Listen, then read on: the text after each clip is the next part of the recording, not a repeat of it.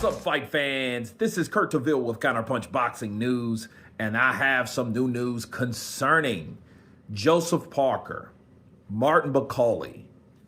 On the fly, people, the fight prediction, keys of victory. And as we go into the fight prediction, we have to bring in the legendary Tale of the Tape. That is correct. Tale of the Tape. 33 age to 33 age, same age.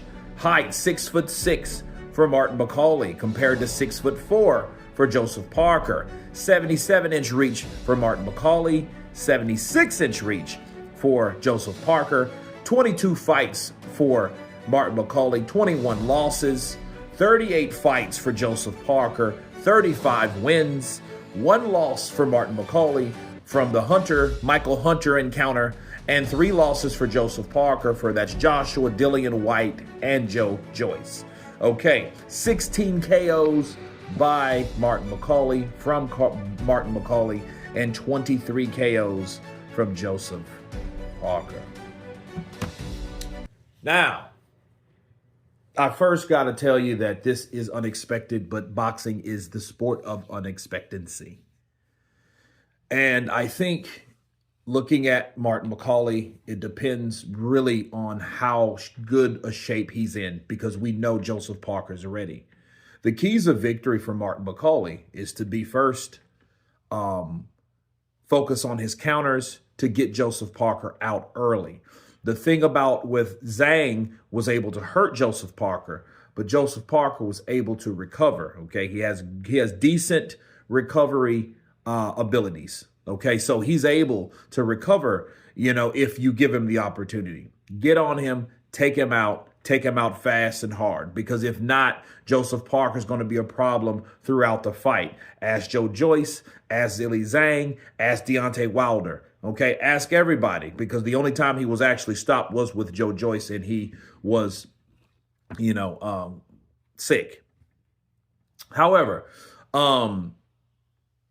Joseph Parker's in shape, and Joseph Parker is going to have to be in. He's going to have to be out. Joseph Parker is a guy that he has to use his mobility. If not, it's going to be a problem for him, because he's going to get chopped with punches that he's not going to see.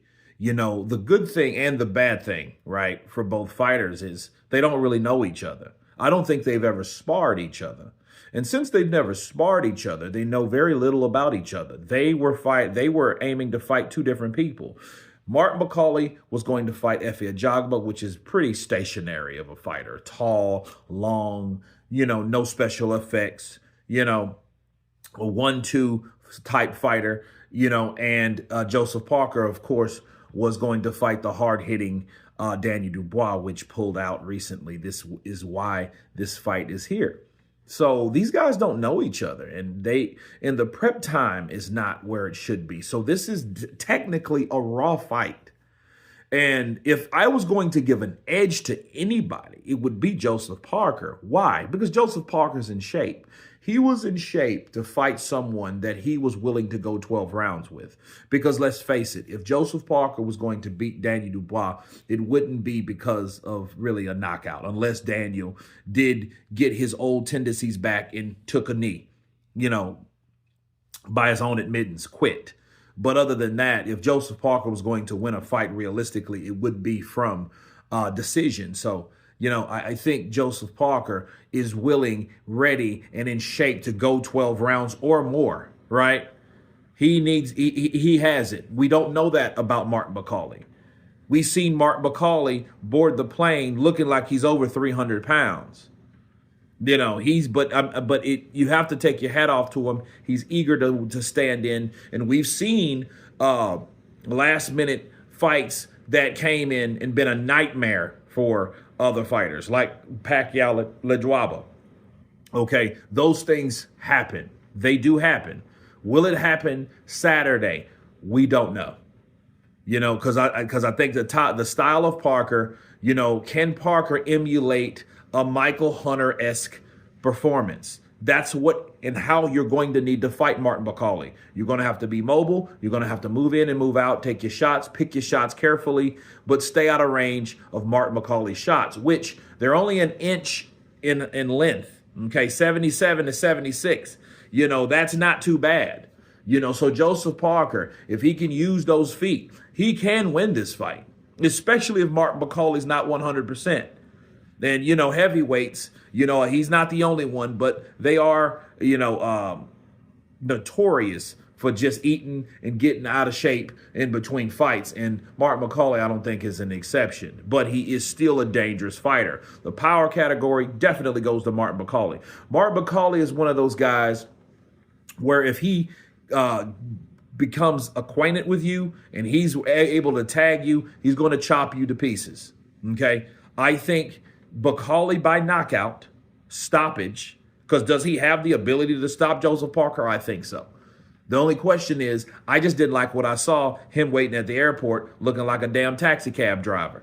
I didn't like this. I didn't like that sight because we know he's getting in preparation of fighting Efe Ajagba, but that fight is on down the road. So it really depends on what type of condition Martin Bakole's in, because we already know Joseph Parker is ready to rumble. Okay, he's ready to do whatever because Daniel Dubois is also a tough mother sucker.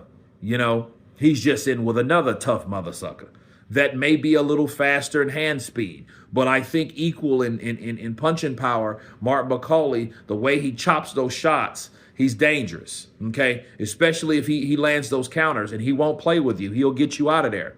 It depends on how hungry Martin Bakole is. And I think he's pretty hungry despite his size. I mean, hunger and the desire to get the job done. So there's no telling. I think Joseph Parker versus Martin Bakole will produce something that we've never seen.